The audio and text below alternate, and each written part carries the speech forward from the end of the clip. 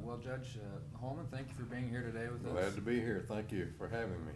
I have a number of questions I'm going to ask you today because the State Bar is obtaining an oral history of judges who have sat on our various courts of appeals. And, Okay. that's what we're here to do today. You've engaged in a number of pursuits throughout your career that have required you to exercise sound judgment and sound decision making. And that's what I want to talk about first. It all began, of course, with your decision to attend law school. What Yes. Motivated you to attend law school? Well, I think I graduated with a degree in business administration from the University of Texas, and I was looking around and thinking, what am I going to do with that? I think I need to study law, so I took it on and graduated then in 1958 with my law degree. Is there anyone who influenced your decision to become an attorney?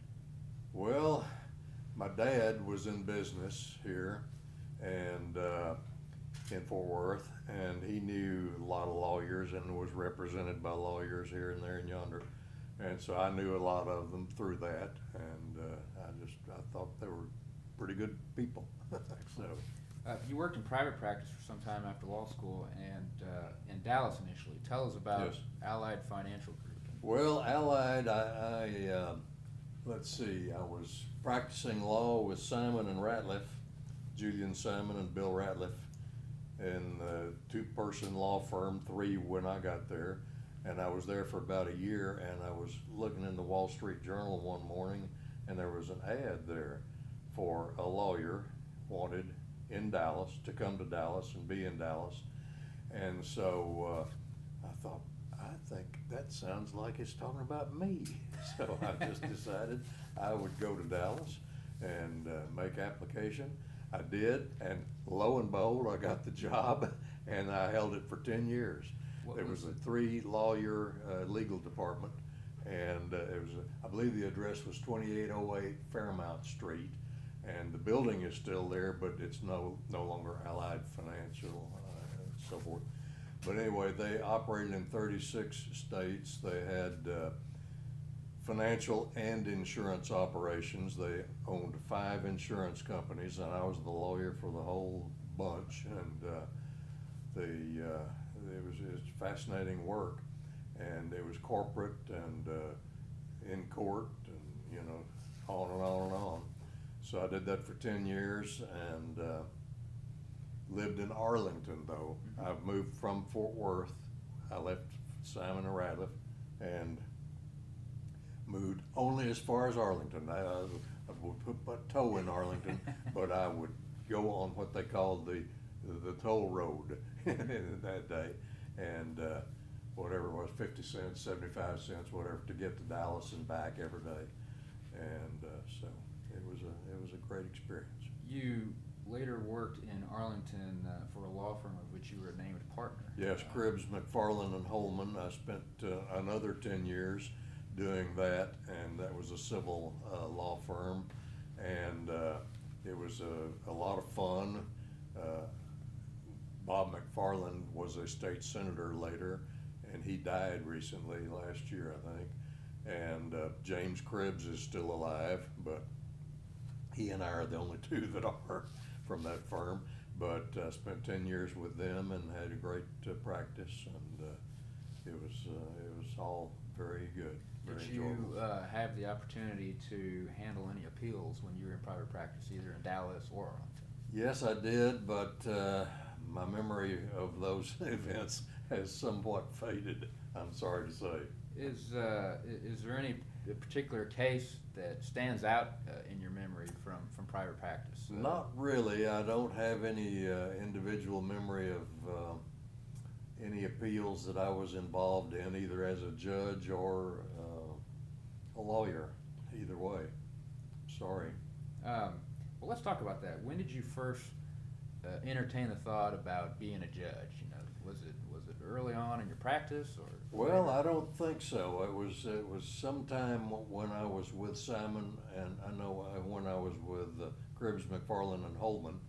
And I don't remember exactly what propelled me to the Court of Appeals. First of all, I was on the 141st District Court bench, and that was, let's see, in 19,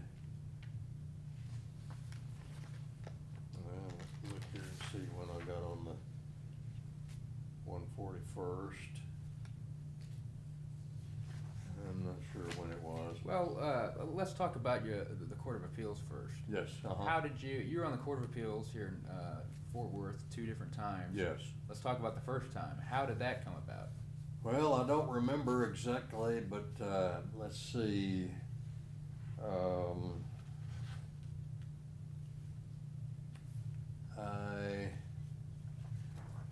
I was a lawyer for 2 large failed savings and loan associations. One in Houston, Mainland Savings was in Houston, and Sunbelt Savings was in Dallas. They had 2 locations, but I was on the board of both.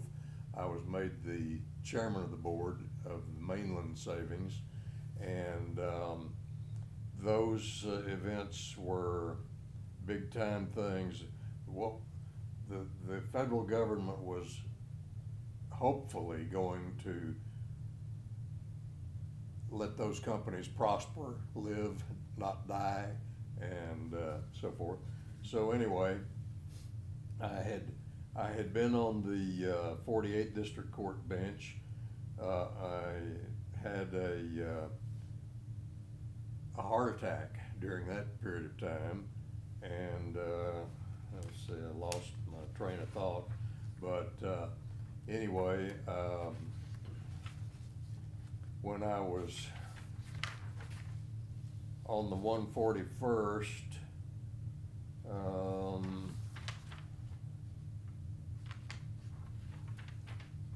How about, well, we've talked about private practice. yes, And then now moving on to being on a court. yes. Did you find the transition to be difficult from going to being an advocate to now being a judge? It was in any not way? for me for whatever reason.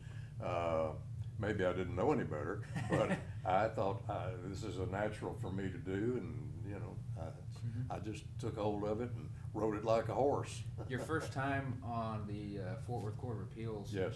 Did you write any of your own opinions? Did you have staff? No, how did that process? I wrote my own opinions for the most part, and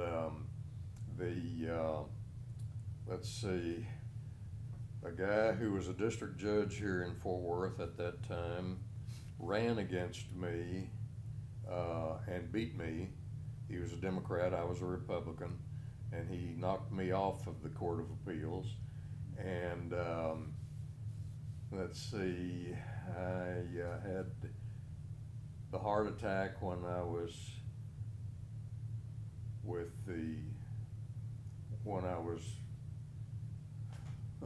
I don't remember when it was. Anyway, it was a long time back in 1991. And then I got appointed by Governor George W. Bush, finally reappointed me to the Court of Appeals on September the 1st, 1995. And the Second Court of Appeals hears the appeals of all civil and criminal trials from 12 North Texas counties: Archer, Clay, Cook, Denton, Hood, Jack, Montague, Parker, Tarrant, Wichita, Wise, and Young counties.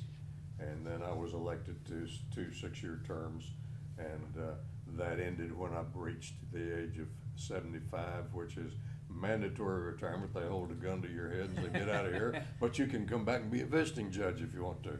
So I did come back and be a visiting judge. Well, let me ask you a few questions about being on the Second Court of Appeals. Yes. What was the most rewarding thing about being an appellate court judge to you? Well, I thought we had a chance to take cases and iron out what had happened to them in the district courts, and whether it was good, bad, or indifferent. We would set the record correct and hold whatever should be held in that case.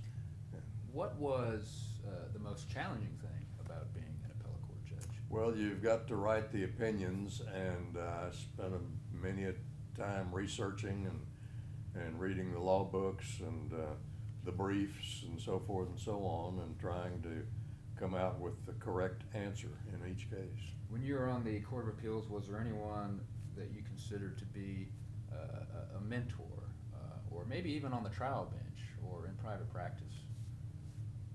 I think I was my own mentor. All right. I don't think that I considered that I had any mentors in the judiciary, but, you know, everything went smoothly. All right, I want to touch briefly on a few other positions that Okay. you occupied. Tell us about, briefly, your time on the Texas legislature. Well, my wife and I met at the University of Texas. I was about to finish law school, and I was still in the legislature from Tarrant County, and then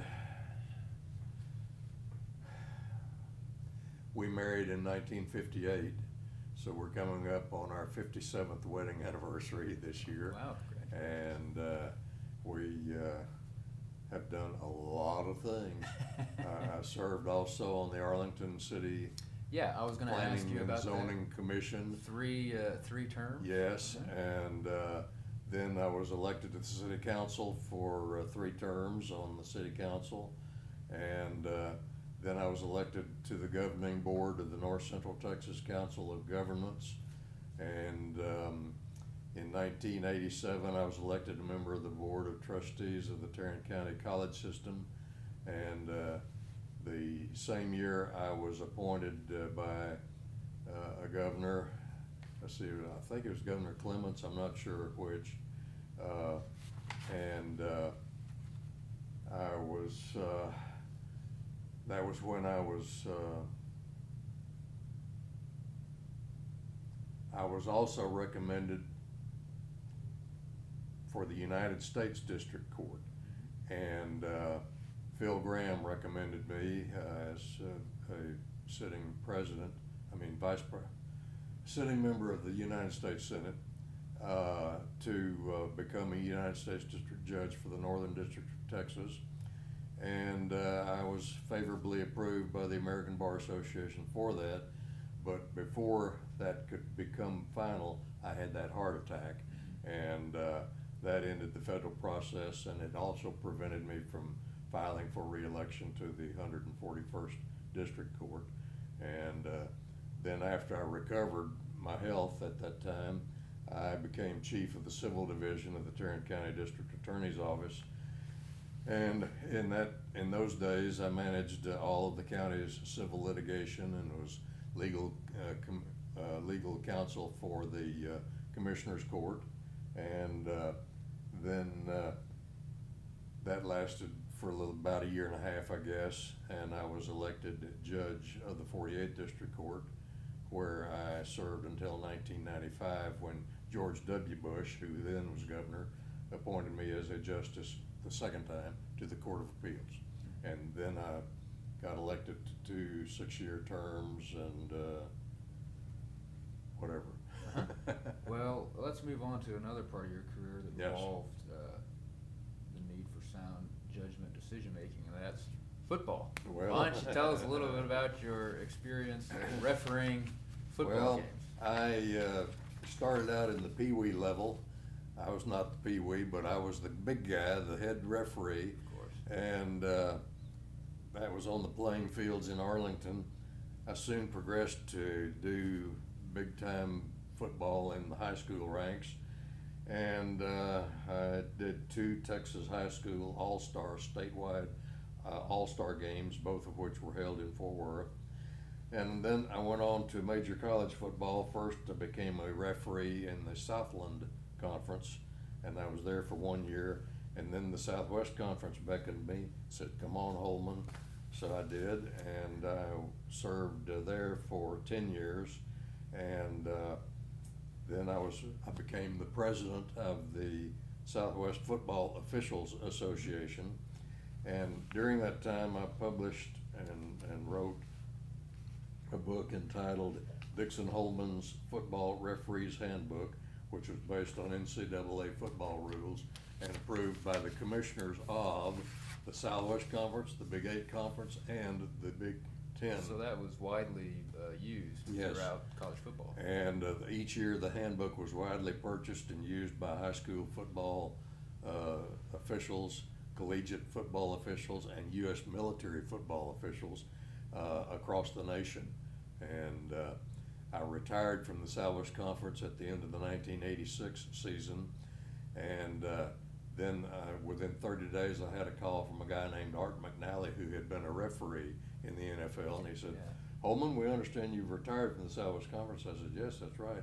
So we want you to come to New York and do instant replay for the NFL. I said, you talking to me? What do I know about instant replay?